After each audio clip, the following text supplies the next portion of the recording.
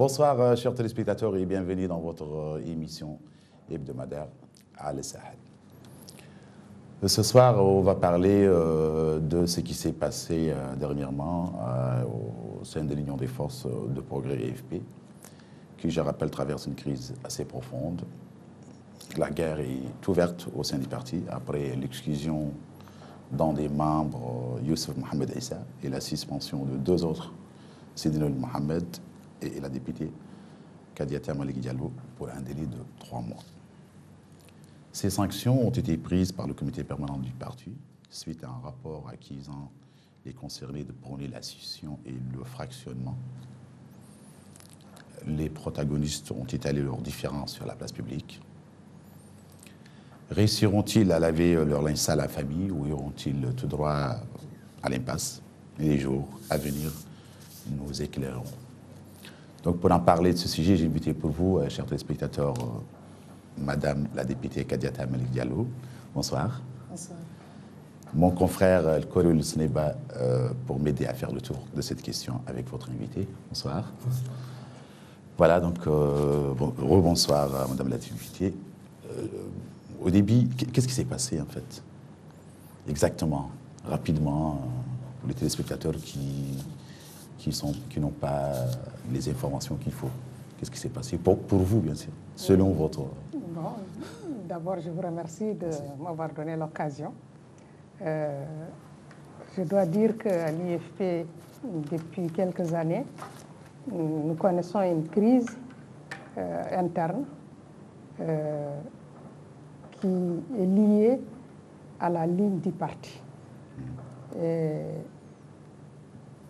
Crise qui a débuté depuis 2011 avec la politique dite de Rahil, c'est-à-dire Aziz dégage, qui est prônée par l'opposition pratiquement dans sa globalité, pas l'opposition, en tout cas celle qu'on appelait l'opposition radicale. C'était au moment où il y avait le printemps arabe. Très tôt au niveau du parti, des voix se sont élevées contre cette ligne qui, nous avons pensé, était une ligne aventuriste et qui ne pouvait pas donner des succès parce que tout simplement on n'avait pas un rapport de force qui le permettait.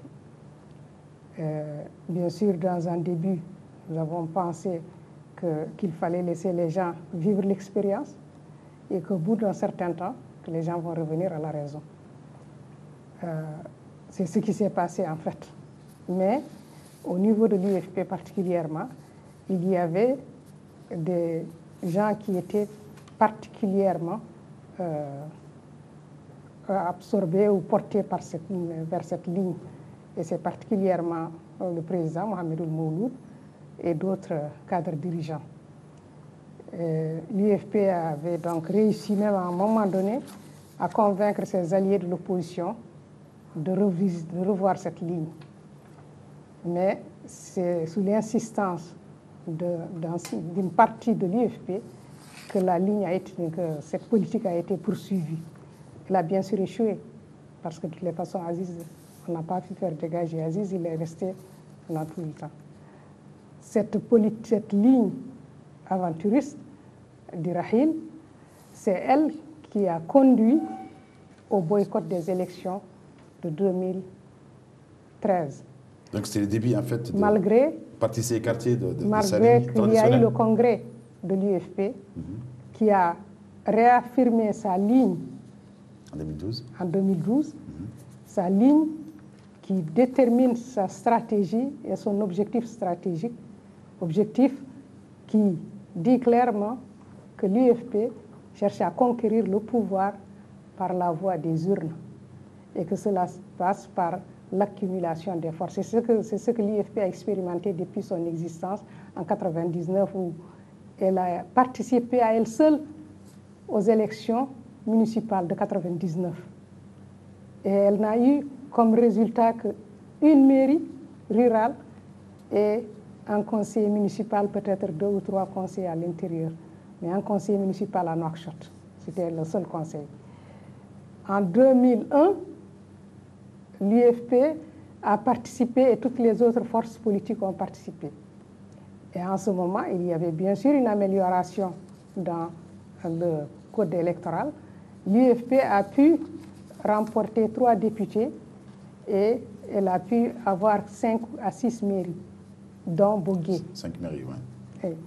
En 2006, elle a aussi participé avec toutes les forces politiques. Elle a pu obtenir 10 ou 11 mairies avec 9 députés et un sénateur.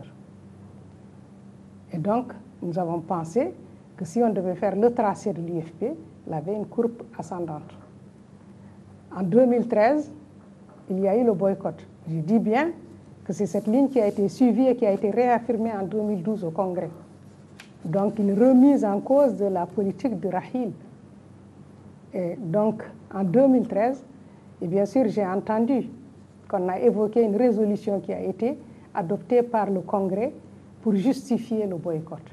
Or, cette résolution, ce qu'elle disait clairement, et vous pouvez d'ailleurs voir cette résolution, ce qu'elle disait clairement, c'est que l'UFP va s'opposer, avec l'inviter l'ensemble des acteurs à s'opposer à la gestion unilatérale du processus. Je ne sais pas si s'opposer à la gestion unilatérale du processus veut dire boycott. Mais toujours est-il que la direction de l'UFP a poussé le parti à aller au boycott contre l'avis de toutes ces bases. Et vous vous rappelez qu'en 2013, lorsque la décision de boycott a été prise, beaucoup de communes qui étaient entre les mains de l'UFP, les gens se sont portés candidats au nom de d'autres partis. Et quel est le sens d'un boycott si vos bases vont participer? Même vos propres bases n'appliquent pas votre mot d'ordre. À plus forte raison, les électeurs, à plus forte raison, les populations simples. Donc, c'était de dire qu'on va au boycott alors que les bases participent. Et c'est ce qui a amené les bases à quitter l'UFP parce qu'elles sont présentées au nom d'autres partis. Une fois que vous allez vers un autre parti, vous portez ces couleurs, vous adhérez à ce parti, vous ne pouvez pas faire demi-tour. Et nous savons aussi les manœuvres. On parle d'une majorité qui a décidé du boycott. Il y a eu beaucoup de manœuvres. La première manœuvre, c'est que le comité permanent de l'UFP était en réunion. C'était à 2 jours du dépôt, de la fin du dépôt des listes municipales. Le comité permanent de l'UFP était en réunion pour prendre une décision. Le président du parti nous a laissé en réunion et il est allé à la CODE, la coordination de l'opposition. Et nous avons suspendu la réunion parce que nous ne pouvions pas prendre la décision en son absence. Et à notre grande surprise, le lendemain matin, très tôt, par la voie de la presse, par les radios, nous avons appris que la CODE a décidé de boycotter les élections, à l'exception de Tawasso. Alors que nous, comité permanent, nous étions en réunion. Et quand il est revenu le lendemain, nous lui avons dit que nous n'étions pas d'accord sur cette position. Et nous avons décidé que nous allions déposer les listes municipales. C'était le dernier jour. Et toutes nos bases, là où effectivement nous avons des bases, bien sûr, il y a beaucoup de zones où on n'a pas de présence.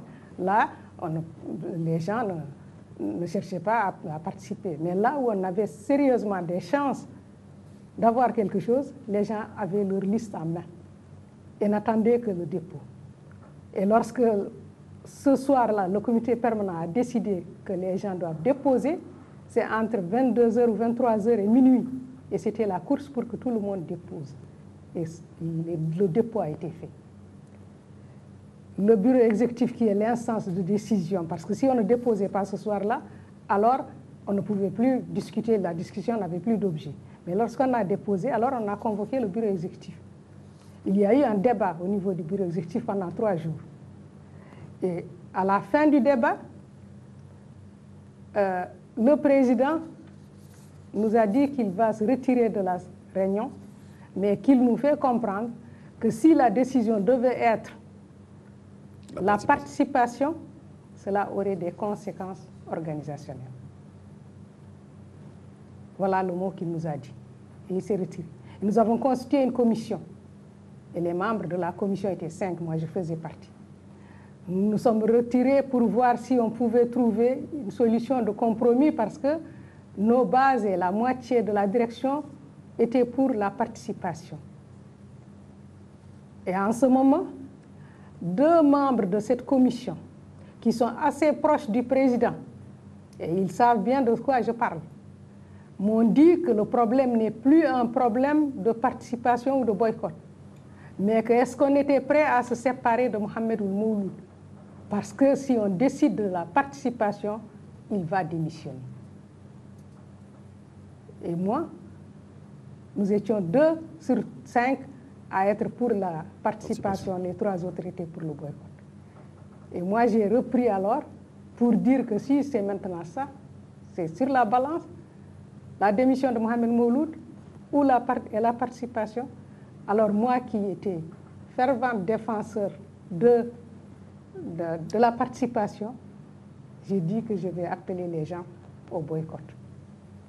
Et qu'on allait trouver une solution pour laisser les bases qui tiennent à participer, comme on ne peut pas les retenir, on va leur trouver une formule par laquelle ils pourront participer aux élections. C'était absurde, bien sûr.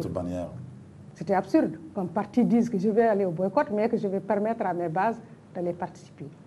Alors, nous sommes revenus à la plénière du bureau exécutif et j'ai moi-même dit que nous avons trouvé une solution et qu'il fallait, j'ai appelé les gens à voter pour le boycott. Et moi-même, j'ai voté pour le boycott. Voilà comment la décision du boycott est arrivée et on va nous dire que c'est par la majorité, mais vous comprenez comment on a pu arracher cette... Donc ici, vous avez réussi à surmonter cette crise, en fait, qui menaçait... Bon, ça c'était... Vous menacez une implosion. Oui, on avait... Moi, ça me faisait peur que ce jour-là, que l'UFP se réveille avec une démission de Mohamed Ould Mouloud. Alors, on est allé au boycott. Et après les élections, il fallait faire le bilan. Mais nous sommes restés pratiquement 1 an sans pouvoir faire de bilan.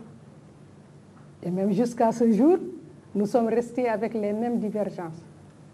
Nous considérons que cette politique de boycott a été ruineuse pour le parti.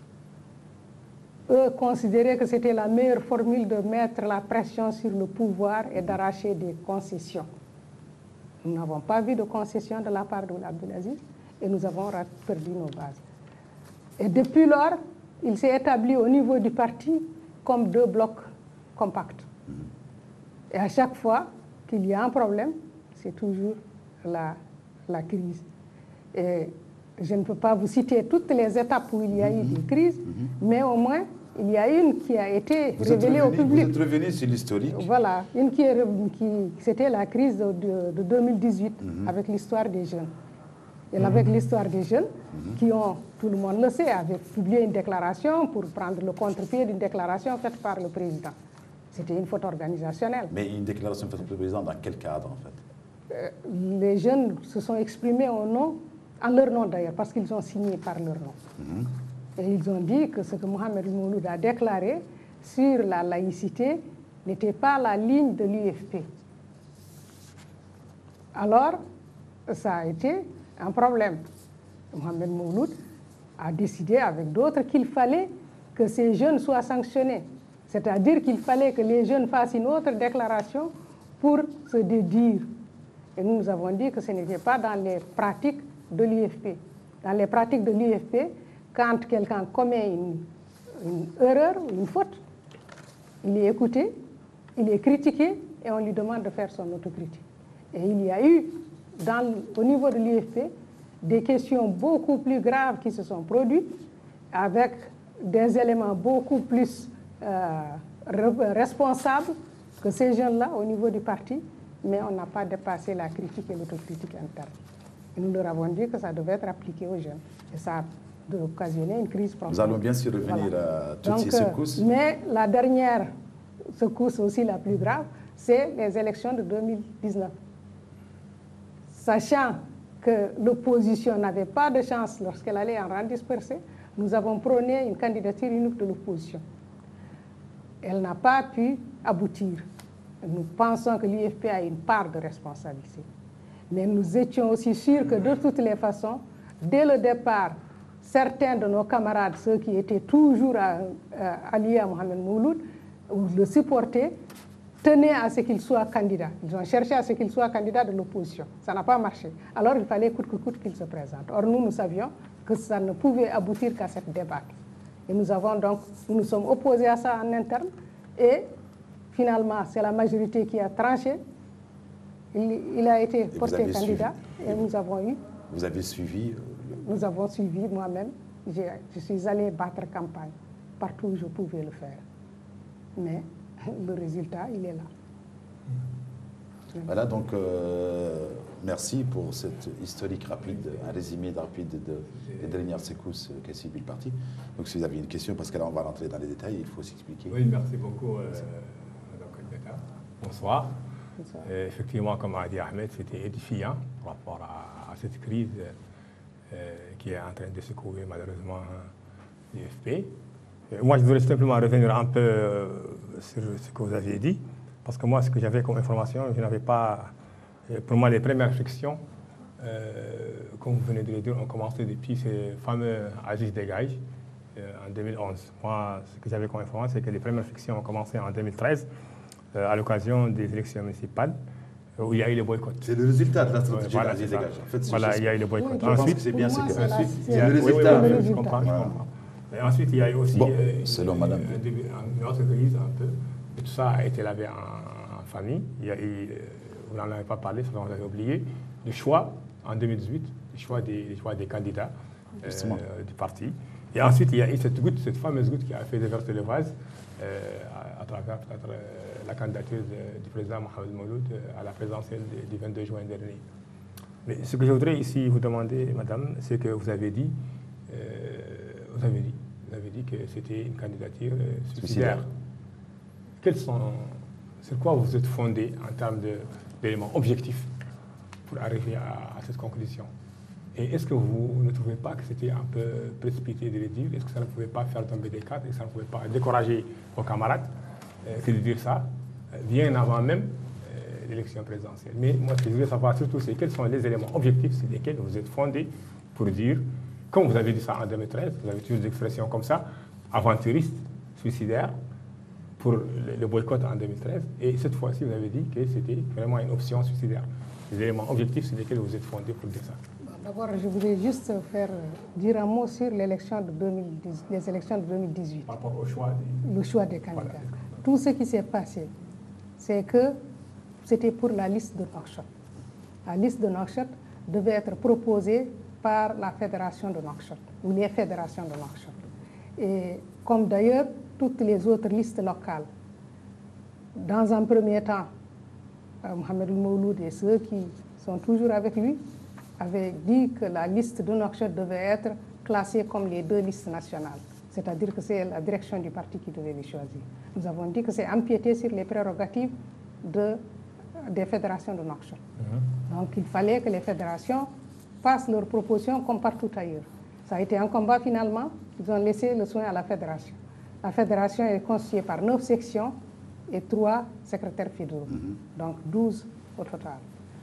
Alors, sur ces 12, 8, c'est-à-dire 6 sections et 2 secrétaires fédéraux ont proposé que ce soit Bedreddine qui soit porté sur la tête de la liste.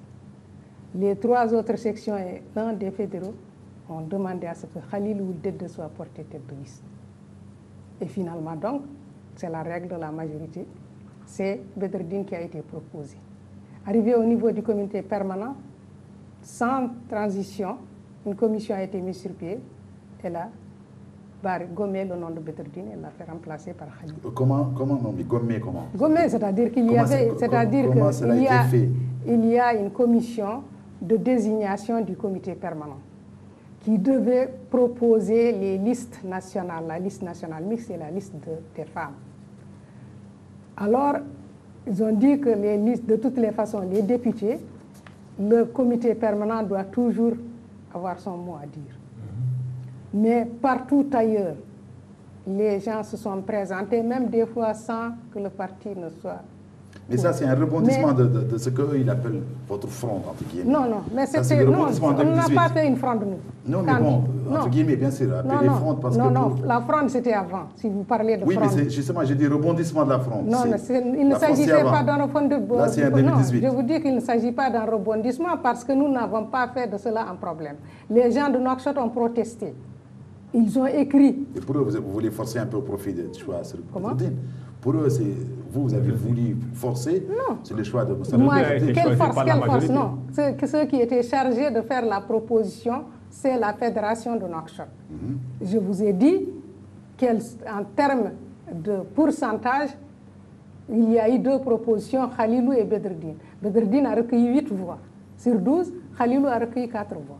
Donc c'est Bedreddine qui est passé. Arrivé au niveau du comité permanent, sans même discuter avec les gens de Nouakchott, pour leur demander, au moins pour qu'ils se comprennent, le comité permanent a décidé que c'est Khalilou qui va être tête de liste de Nouakchott.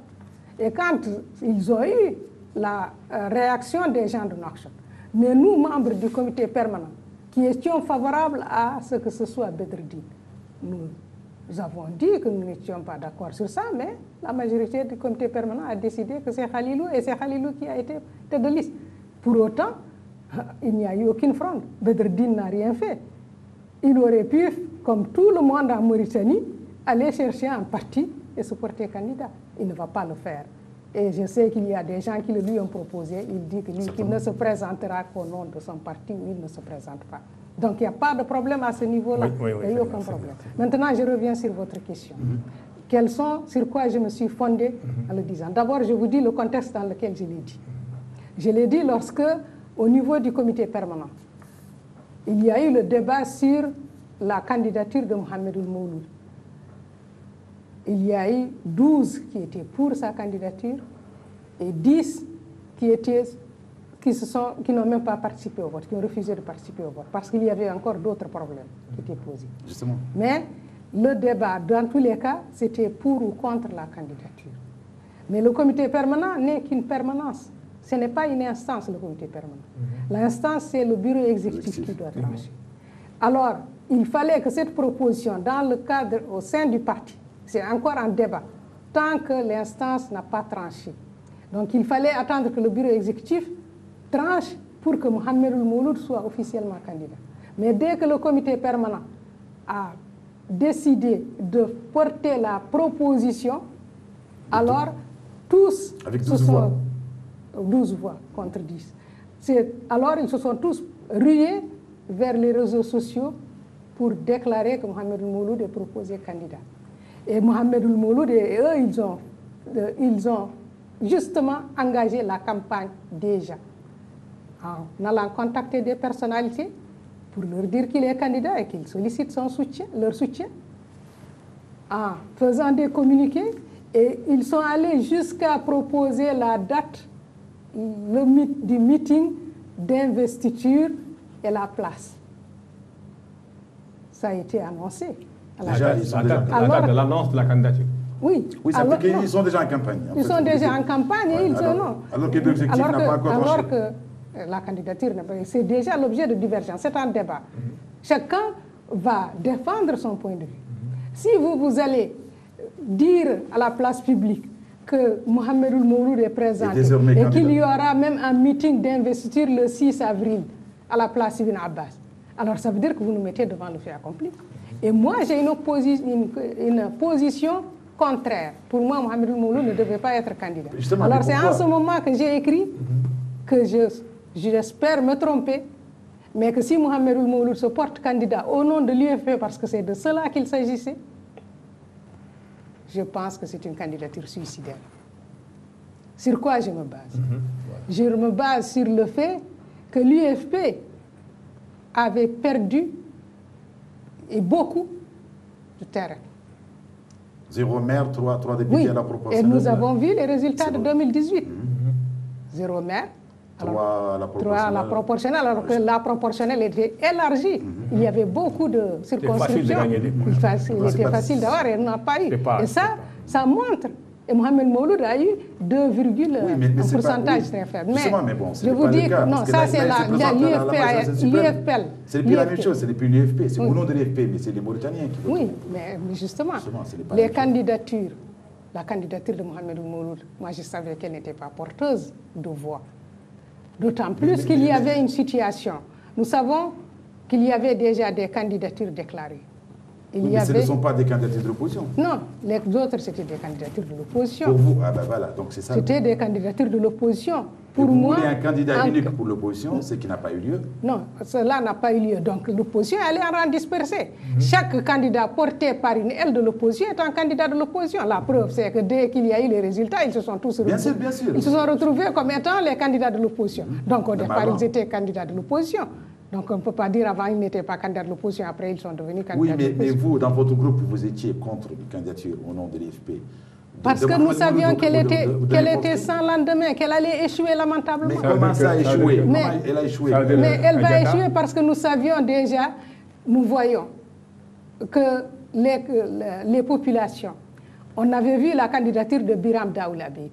Nous avons vu ce qu'elle a suscité comme élan au niveau des populations.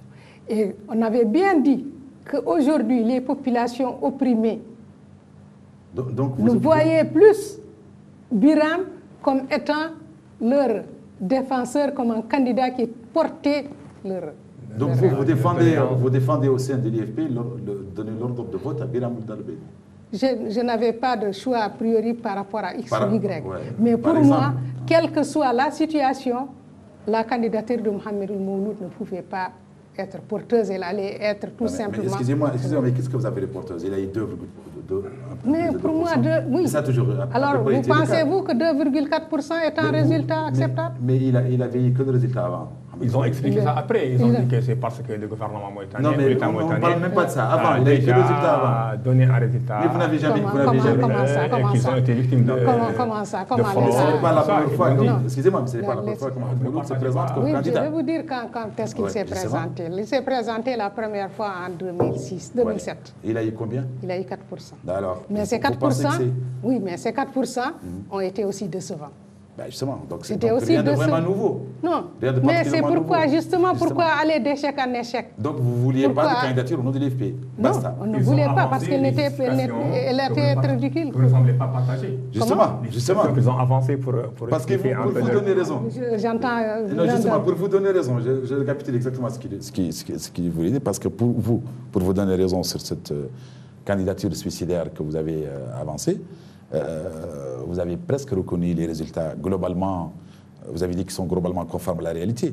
Ce que les gens de l'opposition, et l'IFP bien sûr en premier, n'ont pas bien aimé. Moi, voilà ce que j'ai justifié. Moi, c'est que j'ai rien justifié. Parce qu'ils voulaient dénoncer un hold-up électoral et vous dites non. Oui, ils justifient quoi? Le résultat. C'est ridicule pour moi. Mais pourquoi c'est ridicule pour moi qu'ils disent que c'est la fraude ou que c'est le pouvoir qui a donné 2%. Comment on peut justifier ça? Comment on peut l'expliquer? Mais votre parti est en train de dénoncer un hold-up électoral et vous dites non, les résultats, ça s'est bien passé. Mais quand vous dites que c'est un hold-up électoral, c'est à vous, vous accusez. C'est à vous de fournir les preuves. Mais vous faites monter la tension quand même. Qu'est-ce qu'elle Vous faites monter la tension qui existe déjà. Mais la tension, moi, je n'ai pas à faire monter ou à faire descendre la tension. Moi, j'analyse des résultats. Je sais qu'il y a eu des candidats de l'opposition.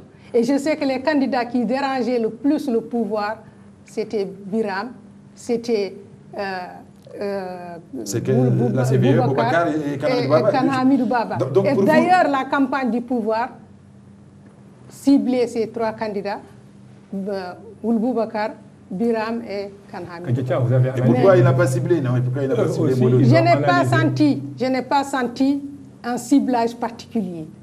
Et parce que tout simplement, je sais aussi que le pouvoir ne donnait pas de poids à la candidature de Mohamed Mouloud.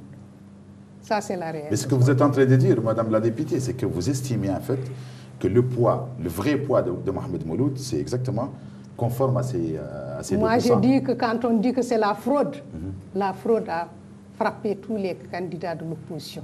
Il n'y a pas un seul qui a été... Mais quand on a Mouloud et Dada, c'est un plateau d'argent pour le pouvoir, c'est quand même... Il faut les achever. Mais il faut me dire qu'est-ce que le pouvoir a fait. Ne me dites pas tout simplement que le pouvoir a dit, voilà, Mohamed Mouloud, vous avez... Moi, je vous dis j'ai été à Sepra. J'ai été à Sepra et j'ai organisé les bureaux de vote pour l'UFP pour le candidat Mohamed Mouloud. J'ai eu des représentants dans tous les bureaux de vote. Et je voudrais qu'on me demande sur cette Madame la députée, vos déclarations sont nuisibles. Mais laissez-moi vous dire que si dire la vérité ou dire la réalité nuit à quelqu'un, ben ça n'a qu'à le tuer. Parce que la vérité, c'est la seule chose qui compte. Moi, je ne vais pas mentir. Je ne vais pas mentir pour plaire à quelqu'un. Et je ne le ferai pas. Votre camarade, le vice-président de l'IFP, le professeur Logromont, a justifié le boycott de 2013. Bien sûr. A justifié le choix des candidats, a justifié la candidature du président Mohamed Mouloud en disant ceci. En disant que le boycott, c'était à la suite d'une résolution du Congrès, d'ailleurs vous en avez parlé, adoptée en 2012 et qui est conforme à l'option de l'opposition dont vous faites partie. Pour le choix des candidats et candidature de Mohamed Mouloud à la présidence, ce sont des décisions, il dit, qui ont été prises par les instances du parti, conformément à ses règles de fonctionnement. Et pour lui, il dit que la sortie de cette crise-là, dans laquelle se débat le parti actuellement, passe par le respect des textes et la discipline. Oui. Ça veut dire, de façon un peu plus claire, que vous n'êtes simplement pas discipliné et que vous ne respectez pas les textes. D'ailleurs, vous lui avez déjà répondu, oui. J'ai déjà apporté la réponse. C'est que le Congrès ne décide pas du boycott ou de la participation. En conscience comme lui. Mais il n'a qu'à à être constitutionnaliste, mais moi aussi je connais les textes de l'UFP. Ce n'est pas, le Congrès ne détermine jamais ces questions, ce sont des questions d'ordre tactique. C'est le bureau exécutif qui en a la charge. C'est la raison pour laquelle le bureau exécutif est convoqué. Sinon, on allait se limiter à ça. Et je vous dis que je peux vous donner la résolution.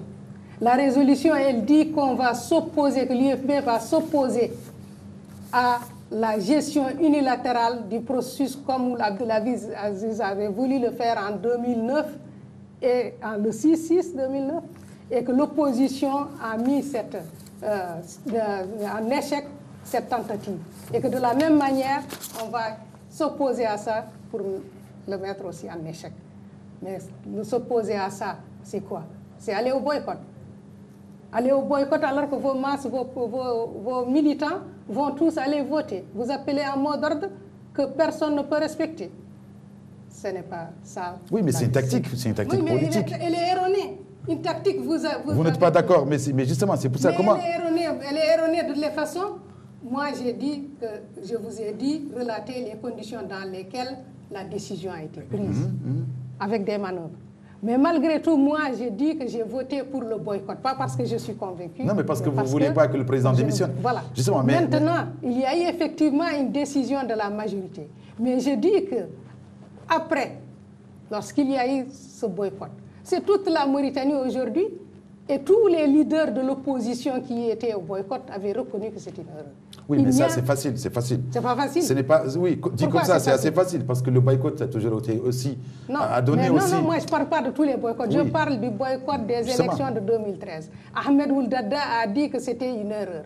Non, mais pour eux, vous boycottez parce que vous, justement, c'est ça le problème, c'est que vous... Parce que vous voulez toujours construire votre poste. C'est tout. Vous voulez participer parce que vous voulez construire votre poste de député, votre poste de maire. Si c'est seulement ça que je voulais. Non, mais... Si c'est seulement ça que je voulais, vous pensez que je n'aurais pas pu me présenter en 2013 et avoir un poste de député? Mais présenter au nom de quoi? Mais n'importe quoi. Si c'est seulement le poste qui m'intéresse. Mais moi, j'ai dit...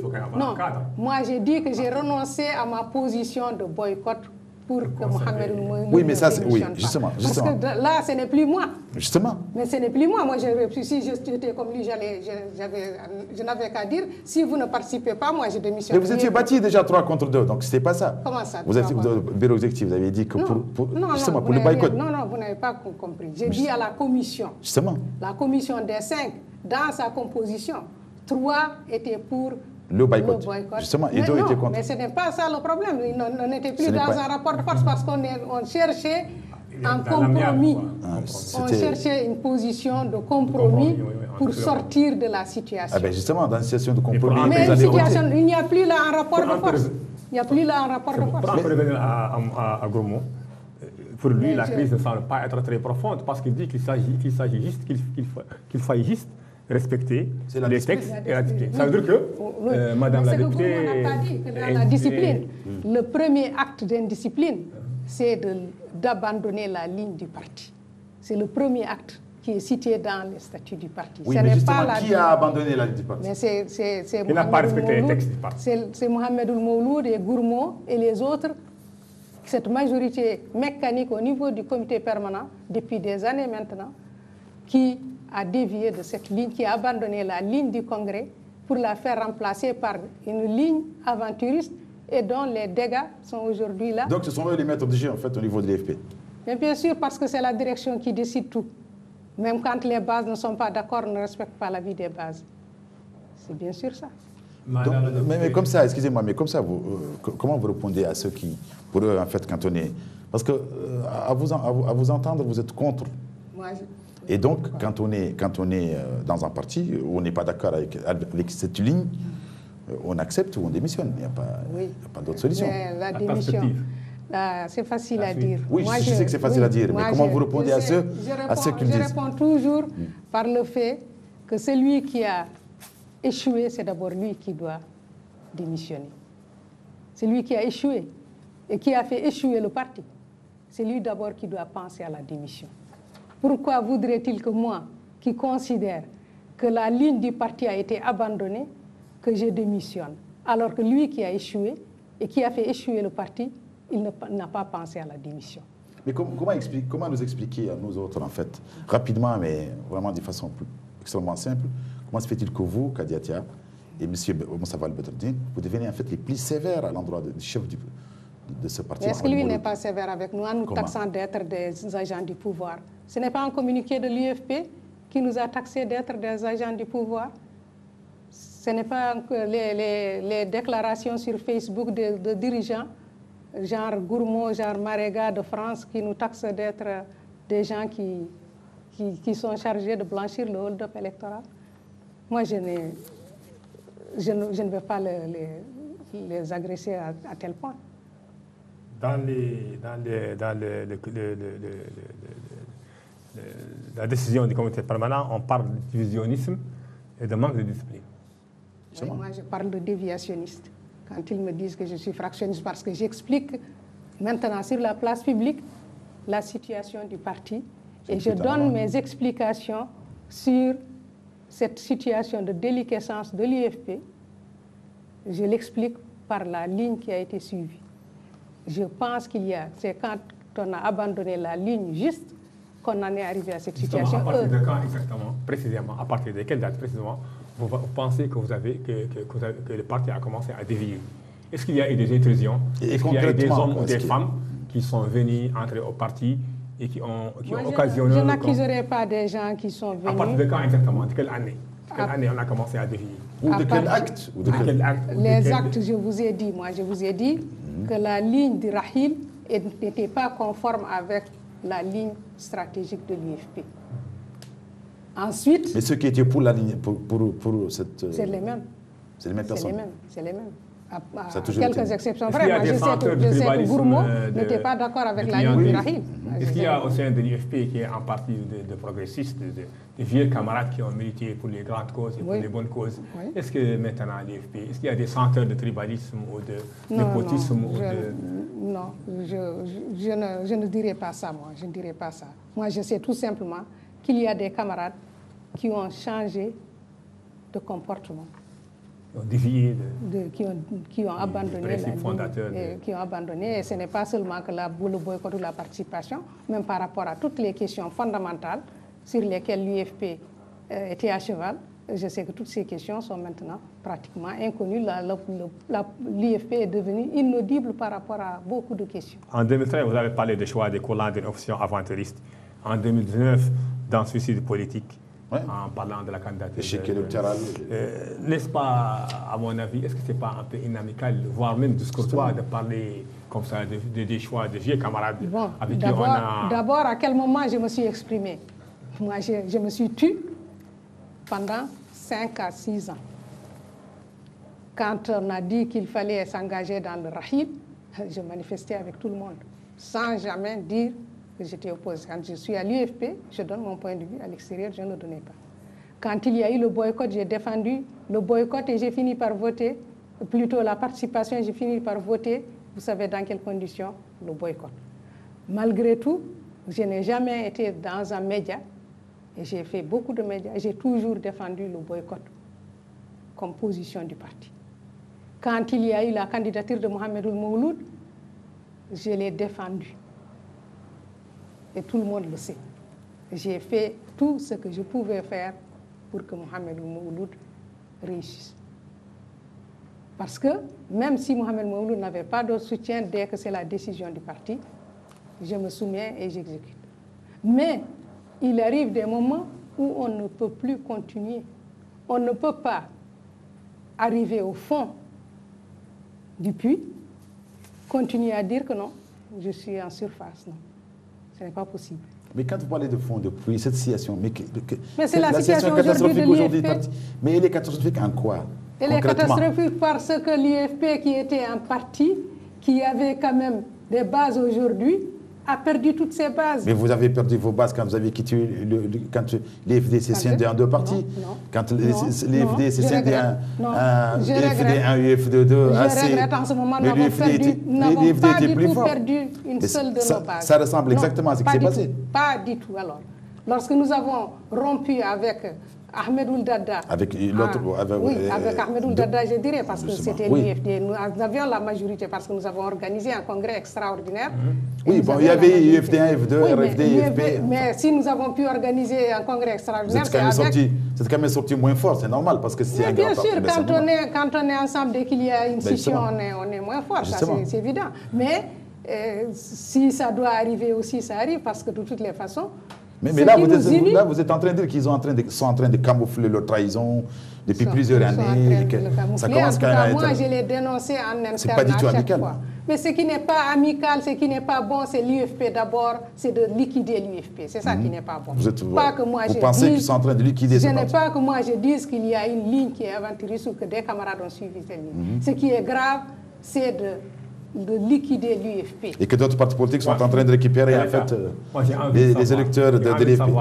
C'est après coup d'ailleurs, parce que l'élection présidentielle maintenant est terminée. Si on considère que l'UFP n'avait pas présenté de candidat et que l'opposition était dans la perspective de choisir un candidat unique, quel allait être votre choix aller vers qui?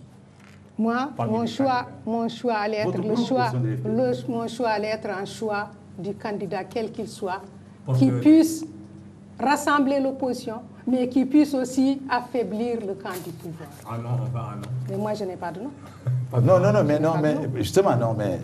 Parmi les 4 candidats... Non, il n'y avait que 3 candidats de l'opposition. Mais les 3 candidats de l'opposition, le mieux placé en ce moment, c'était Sidi Mohamed Boubacar, pour être quelqu'un qui peut diminuer les forces. Pourtant, il a été passé par derrière. Oui, mais c'est pas ça. Bien sûr. Mais justement, si l'UFP avait voté. Mais en parlant de rassemblement, quand on rassemble les forces, si on avait rassemblé le FNDI et qu'on avait pu trouver un candidat, que ce soit Boubacar ou que ce soit quelqu'un d'autre, parce que c'était une politique de front. Ce n'était pas là une candidature de l'IFP ou une candidature d'un autre. Mais est-ce que Biram a tapé à la porte de l'IFP? Je ne suis pas au courant. Pour sa candidature présidentielle, non. Pourquoi on a une opposition atypique qui ne ressemble à aucune opposition au monde? Pourquoi? Elle ressemble à toutes les oppositions en Afrique. Je m'explique. Il y a quand même des oppositions qui réussissent à dépasser leurs divergences, à se fixer un objectif, à faire des stratégies pour déboulonner un homme ou pour changer un pouvoir. Tout ça. En 92, absolument, on l'a fait. En 92, on l'a bien réussi.